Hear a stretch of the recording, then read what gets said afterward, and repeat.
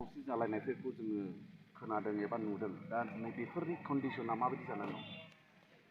जोङो बेखौ जोङो माखासे जोंनि ग्रुपआव माखासे प्रब्लेमनिफ्राय दावराव जानाय बेखौ जोङो माखासे नोंथांमोननि सिगाङाव जों मिडियाआव होखांबाय सावरायखांबाय अब्लाबो जोङो बुंनांगोन जे जोङो दा दावराव-दावसिनि गेजेराव जोङो दा जोङो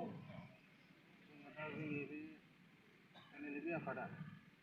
गावनायनिफ्रायनो जोङो गावजों गावबाबो एसेबाबो फेस जालायबोदों सिगाङाव माखासे जोंनि माखासे जानाय थानायनि बेलायाव माखासे प्रब्लेम सोलिगासिनो दङ दा जोंथ' खोनानो मोनदों दा बिथांमोनहा बावैसोनो आफादखौ डिसमेन्ट खालामनो नागिरदों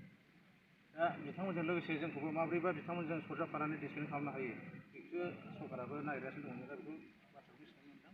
नाथाय जोङो जोंनि बे गायसननाय सान फालिनायनि गेजेरजों जों बेखौनो बुंगोन जोङो आफादखौ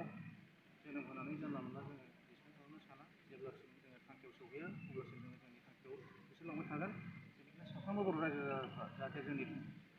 सावरायनाय एबा थांखियाव सहैनायसिम जाहाथे मदद होयो बेखौ आं बुंनो सानो। ब्र'खौहाय आङो लोगो मोननो सानो नाथाय आथिङा जखाया मिलायहैया समान माथो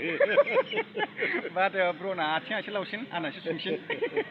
आगाना मिलाया ओमफ्राय दिनैहाय ब्र'खौ लोगो मोनबाय होमबा थेंक इउ सो माच।